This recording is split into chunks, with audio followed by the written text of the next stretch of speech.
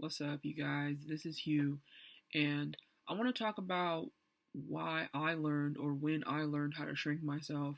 Some of my previous videos that I was already discussing about shrinking yourself and stuff, my last couple shorts, um, I was really just getting into why shrinking yourself is something that you don't want to do. Why it's something that should not be on your priority list because, in reality, most of the times that the people that you are shrinking for are people that aren't even taking the time to really consider you or put you first in any aspects like that. So that's what I was talking to in my shorts, and so I just wanted to get into a little bit about my own personal story on how I shrunk myself over the years. Just a couple different examples because I it's something I honestly did for most of my life. So uh, you know, just to be honest and transparent with you guys. So basically, as a child, that's when the pattern started for me. As a little kid in elementary school, I got bullied significantly in elementary school between the ages of 7 and 10, and during that time, I had already been going through a lot of other things in my family, and so I just wanted to fit in. I was just a little kid, second grader, in a new city, trying to, have some friends because obviously that's what all little kids want is to play and have friends. And so I unfortunately got targeted for being different for, I don't really know honestly, but just for existing, it felt like. And so in order to not be, attacked, targeted, I started, seeing different things. I was very observant even as a child. And so I saw different things that bothered these people that bullied me. And so I just tried to avoid doing those things as much as possible.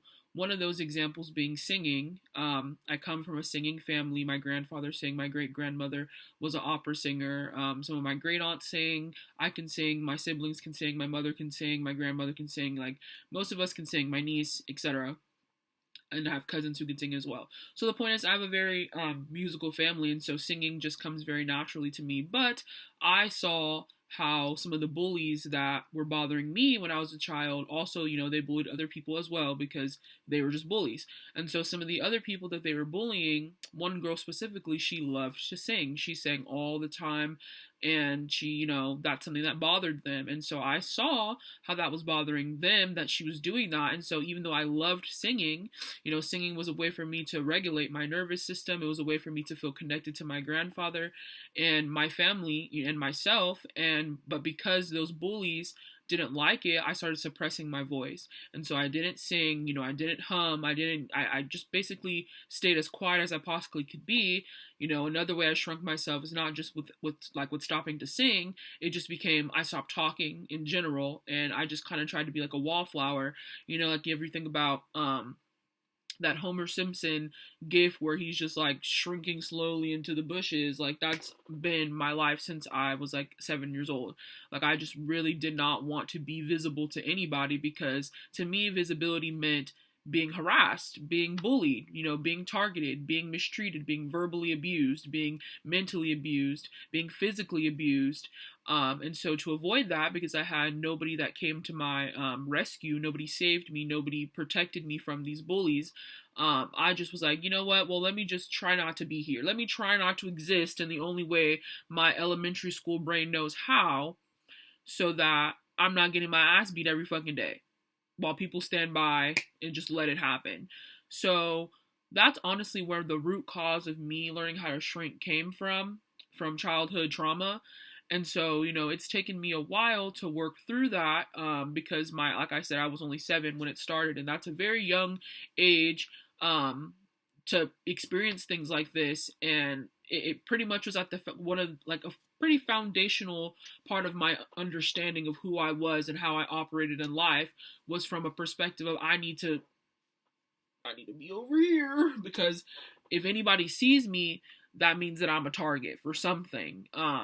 So yeah, that is why I learned how to shrink myself. And so I've been on a spiritual self-love healing journey for the last 6 years, and I no longer shrink myself. Obviously, there's moments and times I'm a human, but for the most part, I'm, not going to let anybody make me feel small anymore. That's just not an option with how far I've come in my journey. And so now I just want to help other people, see somebody that, was bullied, probably, I'm sure a lot of people who are bullied, probably felt similarly to myself with my story that I just shared. But even people who weren't bullied that, felt like they had to shrink in front of, maybe a boss or maybe in front of their parents, their siblings, just whatever environments that you've been put in growing up, whether it's a childhood, adulthood, we're all still growing up. So, whatever environments that you've been put in that made you feel like you cannot stand in your truth, you cannot be, who you truly are, with your shoulders back, your head held high, and you being confident. You felt like you had to tone it down a bit, you had to, basically dilute your drink, to make it, something that other people wanted to drink on. And fuck all that shit. So, it took me a while to get to this point where I don't care no more. I understand now at this point in my life that this is a great analogy that helped me, as I was trying to understand this journey a little bit more, is I think about fruit, okay? Think about, let's just say, a peach, and let's think about an apple. Not everybody likes apples. Not everybody likes peaches. Now think of yourself as a peach or an apple. I like peaches, so I'm gonna be a peach, right? I'm a peach, right? And like I just said, not everybody likes peaches. Some people like apples. Does that mean that I'm gonna try to make myself an apple now? Does that mean that I'm gonna just let myself rot on the branch because people don't like peaches? People would rather have apples, so now I'm just gonna sit on the branch and cry and rot and let myself die because somebody prefers an apple. No. I don't give a damn who likes apples. I'm not an apple. I'm a peach.